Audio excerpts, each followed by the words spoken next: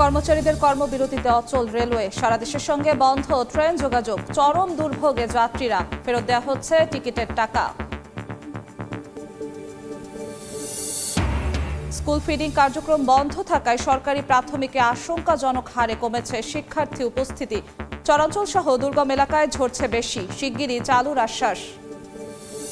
আমাদের সাহেব জেলে বয়স্ক লোক ছেলে যাওয়া আসা কষ্ট হয়, নৌকা চলে না, পাও চলে না, গাড়ি চলে না, খালি ধুলা আর ধুলা। উত্তাল ব্রহ্মপুত্র নদ এখন ধুধু বালুচর, গাইবান্ধার চরের বাসিন্দাদের 10 কিলোমিটার পথ পাড়ি দিতে হচ্ছে হেঁটেই। নাব্য সংকটে বন্ধ চিলমারি রৌমারী নৌপথে ফেরি চলাচল। এবং চাকরির প্রলোভনে হাতিয়ে নেয় লাখ লাখ টাকা, রংপুরে সমাধান ফাউন্ডেশনের বিরুদ্ধে প্রতারণা সহ নানা অভিযোগ, ভুক্তভোগীদের মামলা, মূল হোতা আটক।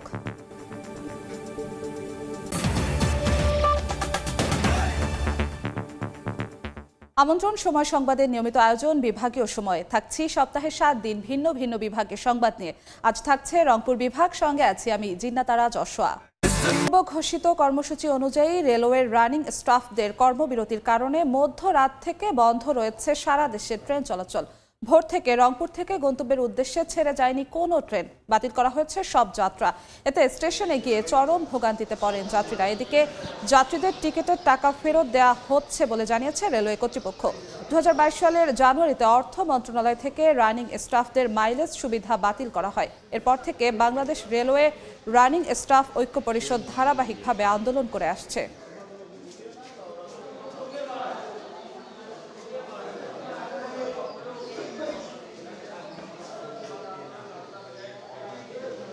এই মুহূর্তে রংপুর রেল স্টেশনে আছেন সহকর্মী আব্দুর রশিদ জীবন, সরাসরি চলে যাচ্ছি তার কাছে। জীবন, স্টাফদের কর্মবিরতির কারণে কিন্তু ট্রেন চলাচল একেবারেই বন্ধ রয়েছে এবং আমরা যদি দেখেছি ভোরবেলা থেকে কিন্তু অনেক যাত্রী রংপুর রেলওয়ে স্টেশনে এসেছেন তাদের গন্তব্যে পৌঁছানোর জন্য, কিন্তু তারা কিন্তু অনেকেই কিন্তু ঘুরে গিয়েছেন।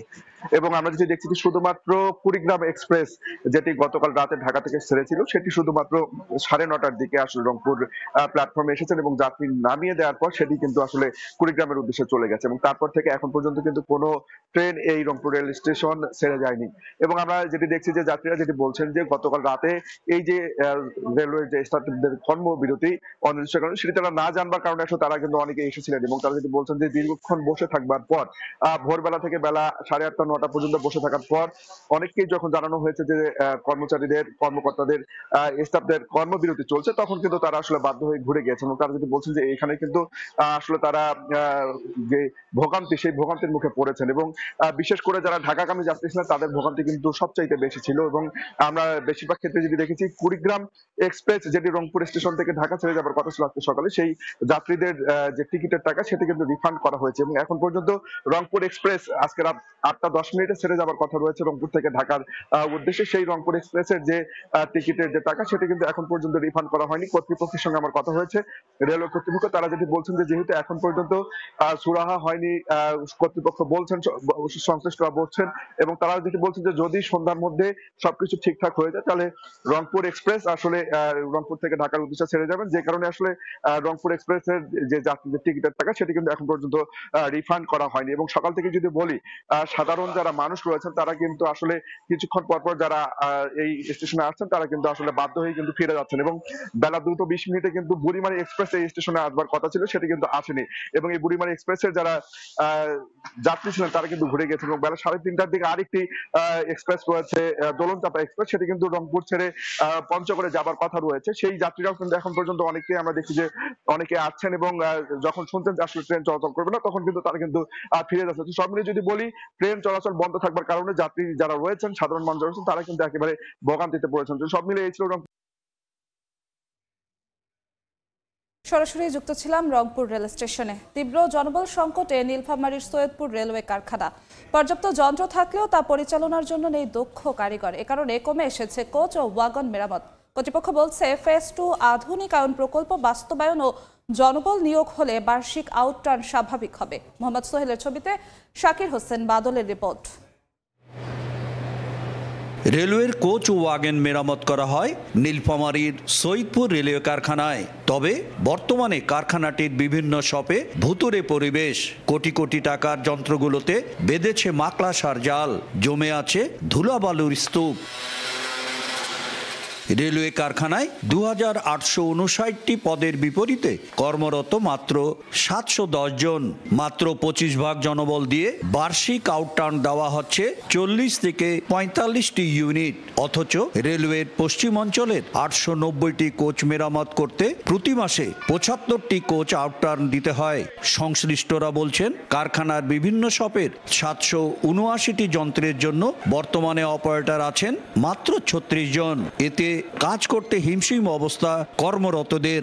আমাকে প্রায় 80% লোকের কাজ আমি একা সেইটা শ্রম দিয়ে যাচ্ছি, সেটা আর কত দিন। আমরা চাই যে আরও মেশিন ম্যান আমাদেরকে লোকবল দেওয়া হোক, তাহলে আমাদের মোটামুটি আমরা কাজেও ভালো করতে পারবো। দক্ষ কারিগরের অভাবে আজকের মেশিনগুলো অকেজো হয়ে পড়ে রয়েছে। অনলি 20 থেকে 25টা মেশিন একজন মাত্র অপারেটর থেকে পরিচালিত হয়। অবশ্য কর্তৃপক্ষ বলছে, ফেজ 2 আধুনিকায়ন প্রকল্প বাস্তবায়ন ও জনবল নিয়োগ হলে বার্ষিক আউটটার্ন স্বাভাবিক হবে। আমাদের জনবল মাত্র 25% এখানে কাজ করে, 75% জনবলই নেই। বর্তমানে 20টি টেন্ডার এটি ইজিপির ওয়েব পোর্টালে আছে এবং আর সামান্য কিছু বাকি আছে। এগুলো হয়ে গেলে আমরা এই মালামালগুলো দ্রুত সংগ্রহ করতে পারবো এবং আমি মনে করি যে সামনে এই প্রজেক্টটা খুব দ্রুত গতিতে এগিয়ে যাবে। 1870 সালে 110 একর জমির উপর স্থাপন করা হয় সৈয়দপুর রেলওয়ে কারখানা। প্রতিষ্ঠানটির 29টি শপের যন্ত্রগুলোর মধ্যে নষ্ট হয়ে গেছে 196টি। আধুনিকীকরণের নামে শত কোটি টাকা ব্যয়ে সৈয়দপুর রেলওয়ে কারখানার অবকাঠামোর সংস্কার করলেও কোচ ওয়াগন সংস্কার সহ মেশিনারি চলাতে দক্ষ কারিগর তৈরিতে নেই কোনো আগ্রহ রেলওয়ে কর্তৃপক্ষের। শাকির হোসেন বাদল, সময় সংবাদ, নীলফামারী। বিভাগীয় সময়ে আরও থাকছে। গভীর রাতে সুড়ঙ্গ খুঁড়ে লালমনিরহাটে ব্যাংক ডাকাতির চেষ্টা, টের পেয়ে অফিস সহকারী চিৎকার করলে পালায় ডাকাত দল। ঘটনা তদন্তে পুলিশ ও সেনাবাহিনী। স্কুল ফিডিং কার্যক্রম বন্ধ থাকায় রংপুরের চরাঞ্চলের প্রাথমিক বিদ্যালয়গুলোতে আশঙ্কাজনকভাবে কমেছে শিক্ষার্থী উপস্থিতি। এছাড়াও দুর্গম যোগাযোগ ব্যবস্থা ও দরিদ্রতার কারণেও শিক্ষার্থী ও অভিভাবকদের মাঝে অনাগ্রহ বাড়ছে। রয়েছে অবকাঠামো ও শিক্ষক সংকটও।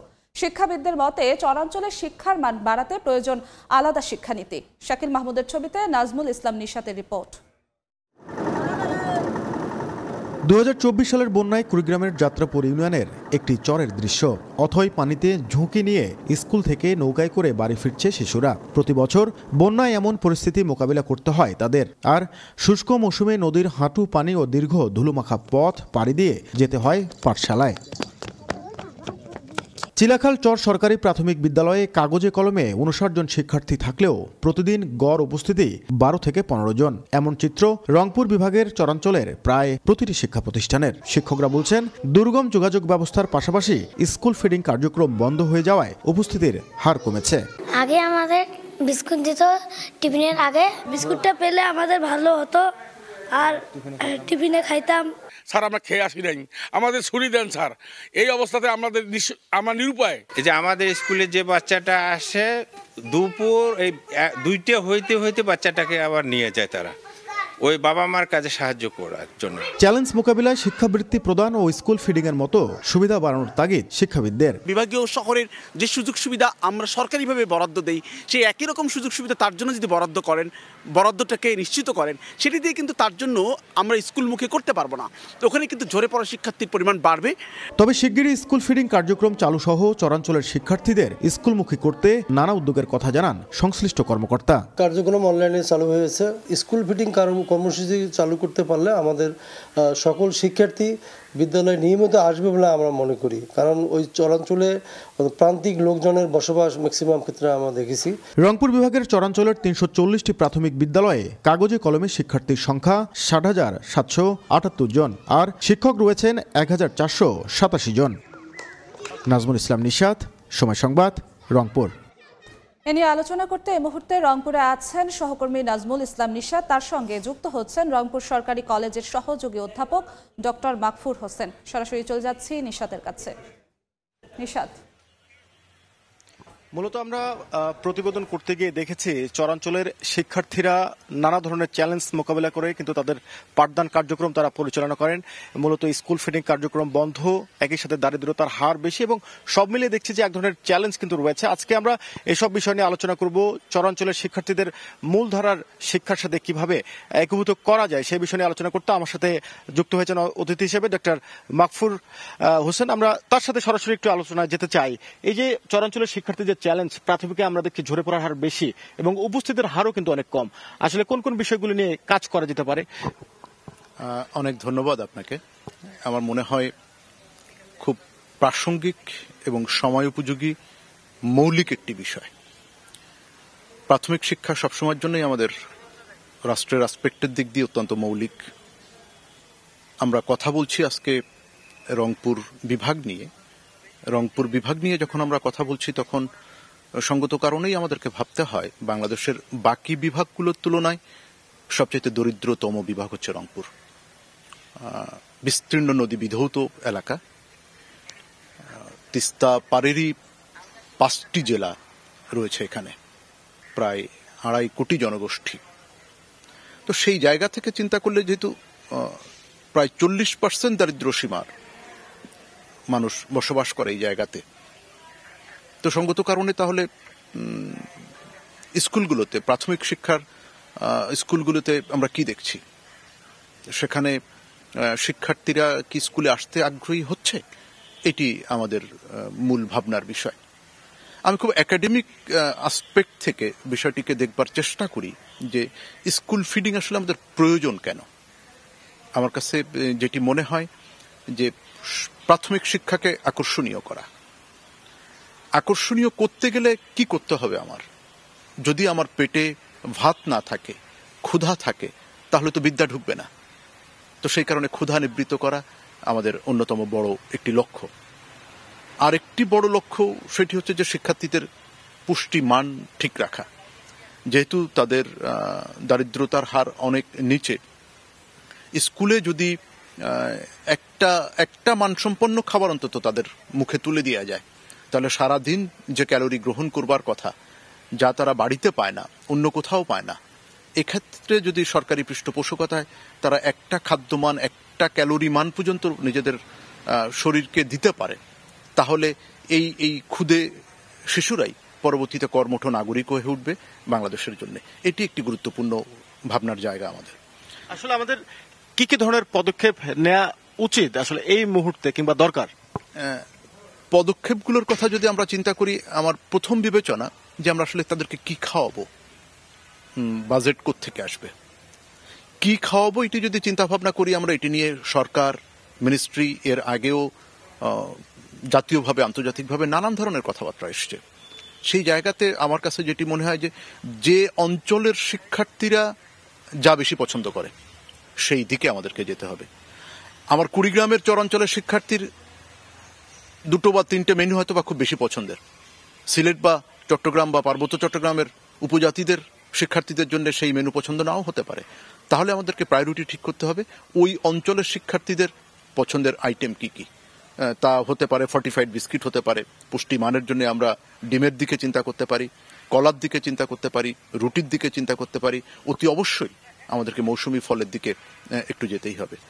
আরেকটি বিষয় যদি বলি, একটি বিষয় উঠে এসছে যে স্কুল ফিডিং এর পাশাপাশি যেহেতু চরাঞ্চলগুলোতে দারিদ্র্য সীমার নিচে বসবাসকারী লোকজনের সঙ্গে বেশি, উপবৃত্তির জায়গাটা, যে আর্থিক যে উপকরণের যে বিষয়টি এবং উপকরণ সহযোগিতার যে জায়গাটা, সেটি আসলে আলাদা একটি নীতি করা যেতে পারে কিনা অন্য অঞ্চলের শিক্ষার্থীদের তুলনায়? এটি তো অত্যন্ত প্রাসঙ্গিক বিষয় আপনি উল্লেখ করছেন যে অবশ্যই যে দরিদ্র অঞ্চলের জন্য বিশেষ প্রাধিকার থাকতে হবে, পলিসির দিক দিয়েও তো বটেই, বাজেটের দিক দিয়েও। এখন আমরা বলছি যে বাকি বাংলাদেশের বিভাগগুলোর তুলনায় রংপুর বিভাগ দারিদ্রতার হার বেশি, তাহলে এখানে আমাদেরকে অতি অবশ্যই বিশেষ চোখ দিয়ে তাকাতে হবে, বিশেষ প্রাধিকার নির্বাচন করতে হবে। যে অঞ্চলের জন্য যেটা বেশি দরকার সেখানে বরাদ্দের জায়গাটি, সুযোগের জায়গাটি, সমতার জায়গাটি, ন্যায্যতার জায়গাটি সেইভাবে তৈরি করতে হবে। খুব ইন্টারেস্টিং একটা তথ্য যদি আমি আপনাদেরকে একটুখানি শেয়ার করি, তাহলে দেখব যে ওয়ার্ল্ড ফুড প্রোগ্রাম তারা যে স্টাডিটা করেছিল যে স্কুল ফিডিং চালু করার পরে আসলে আমরা পেয়েছি কি, আমরা পেয়েছি সেটি হচ্ছে যে স্কুলের ভর্তির হার। আপনি যেটি বলছেন যে অঞ্চল ভেদে মূলত শিক্ষানীতিটাও চেঞ্জ করতে হবে, যে অঞ্চলে যে ধরনের সুযোগ সুবিধা দেওয়া প্রয়োজন সেটি দিতে হবে। আমরা আলোচনা করছিলাম যে চরাঞ্চলগুলোতে শিক্ষার্থীর হার কেন কমছে এবং সেই বিষয়ে আসলে কি ধরনের উদ্যোগ নেওয়া যেতে পারে। সবকিছু মিলে আজকের আলোচনায় এই ছিল আমার কাছে। সরাসরি যুক্ত ছিলাম রংপুরে প্রতারণার মাধ্যমে 12 লাখ টাকা হাতিয়ে নেয়ার অভিযোগ উঠেছে সমাধান ফাউন্ডেশন নামে একটি প্রতিষ্ঠানের বিরুদ্ধে। ভুক্তভোগীরা জানান চাকরির প্রলোভন দেখিয়ে গেল 4 মাস ধরে অর্থ হাতিয়ে নিচ্ছিল প্রতিষ্ঠানটি। এ ঘটনায় মামলা করেছেন 40 জন ভুক্তভোগী। তদন্ত করে অপরাধীদের আইনের আওতায় আনার আশ্বাস পুলিশের। তারিকুল ইসলামের ছবিতে রেদওয়ান হিমেলের রিপোর্ট। এভাবেই কেক কেটে দেশের বিভিন্ন জায়গায় সমাধান ফাউন্ডেশনের অফিস উদ্বোধন করেন প্রতিষ্ঠানটির চেয়ারম্যান খন্দকার মেহেদী হাসান। ঘোষণা দেন প্রতিষ্ঠানের কর্মীদের মাসিক বেতন 30,000 টাকা সহ গাড়ি বাড়ি এমনকি ওমরা হজের সুযোগ। প্রায় 4 মাস আগে রংপুর নগরীর আলমনগরের ডিএস কমপ্লেক্সের 3 তলায় অফিস খুলে চাকরির প্রলোভন দেখিয়ে বেকার তরুণ তরুণীদের কাছ থেকে অর্থ হাতিয়ে নিতে থাকেন এরিয়া সংগঠক মেহেদী হাসান ও তার বোন শামিমা আক্তার বর্ণা। আমরা যে টাকাগুলো দিয়েছি তাদেরকে আমরা সরাসরি ক্যাশ হাতে প্রদান করি। যদি আমরা অ্যাকাউন্টে দিতে চাইছি ওনারা বলছে অ্যাকাউন্টে আমাদের লেনদেন টোটালি অফ, আপনারা সরাসরি হাতেই দিবেন। আমি ভাবছিলাম যে এত সুযোগ সুবিধা না হোক, আমাদের তো সম্মানিটা দেবে, তো এই জন্যই আর কি আমি ওনার কথায় উদ্বুদ্ধ হয়েই আর কি টাকাটা দিছিলাম। সাধারণ পাবলিক আম জনতা যেন এরকম কোনো শিকার না হয়, এদিকে যেন সরকার দেখে। ভুক্তভোগীরা জানান এক পর্যায়ে তাদের বিষয়ে সন্দেহ হলে টাকা নিতে আসা মেহেদী হাসানকে আটক করা হয়। এ সময় এনজিওর চেয়ারম্যানকে ফোন দিলে থানার মাধ্যমে সমাধান করার কথা জানান তিনি। তুমি এখন কোথায় আছো? তোমাকে তো সদর থানায় আসার কথা বলা হয়েছে। পরে মেহেদীকে থানায় সোপর্দ করে ভুক্তভোগীরা। এদিকে সময় সংবাদের উপস্থিতি টের পেয়ে অফিসে তালা লাগিয়ে পালিয়ে যায় বাকি সদস্যরা। এ বিষয়ে 40 জন ভুক্তভোগীর পক্ষে একজন বাদী হয়ে 2 জনকে আসামি করে রংপুর মেট্রো কোতোয়ালি থানায় মামলা দায়ের করেন। 12 লক্ষ টাকা আত্মসাৎ করেছে মর্মে একটা অভিযোগ দাখিল করলে আমরা একটা মামলা রুজু করি এবং সেই মামলার ঘটনার সাথে জড়িত একজন আসামি মেহেদী হাসান নামক একজনকে আমরা গ্রেপ্তার করি। অপর একজন নাম উল্লেখ আছেন। 2005 সাল থেকে সারা দেশে এমন অফিস খুলে প্রতারণার মাধ্যমে অর্থ হাতিয়ে নিচ্ছেন সমাধান ফাউন্ডেশন। রেদওয়ান হিমেল, সময় সংবাদ, রংপুর। গাইবান্ধার ব্রহ্মপুত্র নদে পানি না থাকায় মরুভূমির আকার ধারণ করছে। চরাঞ্চল সহ নদীপথে যাতায়াতকারীরা পায়ে হেঁটেই পার হচ্ছে নদী। বন্ধ হয়েছে বেশ কয়েকটি আন্তজেলা ও বালাসী বাহাদুরবাদ লঞ্চ চলাচল। দীর্ঘদিন খনন না করায় ও উজানের পলি এবং ভাঙনে নদীগুলোর এমন অবস্থা, বলছে পানি উন্নয়ন বোর্ড। উত্তাল ব্রহ্মপুত্র নদ এখন মরুভূমির মতো ধুধু বালুচর। কিছুদিন পূর্বেও যে নদে সারা বছর ছিল পানি, এখন বছরের প্রায় অর্ধেক সময় সেখানে থাকছে না পানি। নদী শুকিয়ে যাওয়ায় যোগাযোগ নিয়ে বিপাকে পড়েছেন চরাঞ্চলের মানুষ। ঘোড়ার গাড়ি ও পায়ে হেঁটে মাইলের পর মাইল শুকনো নদীর বালুচর পাড়ি দিতে হচ্ছে তাদের। নদীর এমন অবস্থায় বর্ষা মৌসুমে নৌকায় যোগাযোগ সহজ হলেও অক্টোবর থেকে মার্চ মাস পর্যন্ত নদীতে পানি না থাকায় পায়ে হেঁটে কিংবা ঘোড়ার গাড়িতে 8 থেকে 10 কিলোমিটার পর্যন্ত আসতে হচ্ছে তাদের। বিপাকে পড়তে হচ্ছে রোগী ও শিশুদের। নদী তো পুরোটাই মরুভূমি, মানুষের প্রচুর কষ্ট। আমাদের সাহেব জেলে বয়স্ক লোক ছেলে যাওয়া আসা কষ্ট হয়, তারা এখন হাট বাজার আসতেই পারে না। নৌকা চলে না, পাও চলে না, গাড়ি চলে না, খালি ধুলা আর ধুলা। চরাঞ্চলের বৃহৎ জনগোষ্ঠীর মানুষের জীবনযাত্রায় যোগ হয়েছে মারাত্মক দুর্ভোগ। বন্ধ হয়ে গেছে বেশ কয়েকটি আন্তজেলা নৌঘাট। নাব্য সংকটে 1 বছরের বেশি সময় থেকে বন্ধ বালাসী বাহাদুরাবাদ লঞ্চ চলাচল। পানি নাই, চাষরার মধ্যে নাও ঠেলা লাগে, কাউর ভিজা যায়। এই নদী যতক্ষণ পর্যন্ত মেরামত না করা হবে, অর্থাৎ খনন করা না হবে, ততক্ষণ পর্যন্ত আমাদের এই মানুষের শান্তি হবে না। উজানের পানি প্রবাহ না থাকায় এবং বর্ষায় পলি জমে শুষ্ক মৌসুমে নাব্য সংকটের সৃষ্টি হচ্ছে বলে জানায় স্থানীয় পানি উন্নয়ন বোর্ড। ছোট নদী যেগুলো আছে, যেগুলো খনন না থাকায় এই নদীগুলো আস্তে আস্তে পলি ভরে সিল্টেড হয়ে গেছে। অনেক জায়গায় দেখা যাচ্ছে নদী মৌজাদার নদী আছে, কিন্তু দেখা যাচ্ছে মাঠ পর্যায়ে আসলে নদী নেই। তো এইটার কানেকশনই আমরা 64 জেলায় আসলে ছাড়া বাংলাদেশে আসলে কিছু নদী খনন কার্যক্রম নেওয়া হয়েছিল প্রথম ফেজে, এবং দ্বিতীয় ফেজেও আসলে যেগুলো খনন করা হয়নি সেগুলোর কার্যক্রম গ্রহণ করা হচ্ছে। জেলায় ব্রহ্মপুত্র নদের 165টি চর রয়েছে।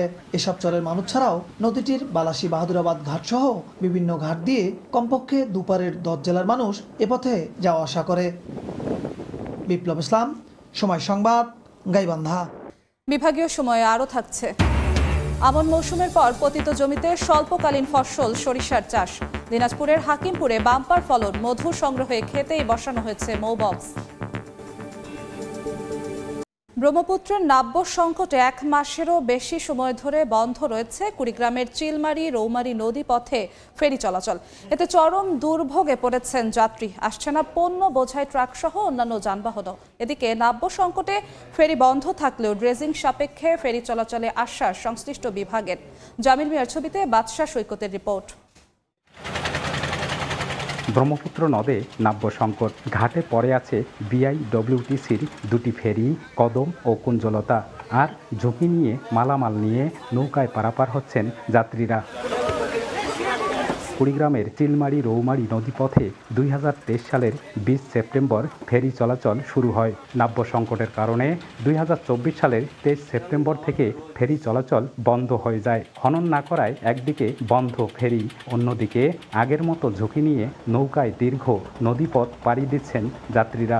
আগে ফেরি চলাচল করত, তখন গাড়ি ঘোড়া এবং মানুষের যাতায়াত ভাড়া কম ছিল এবং মানুষের সুবিধা হতো।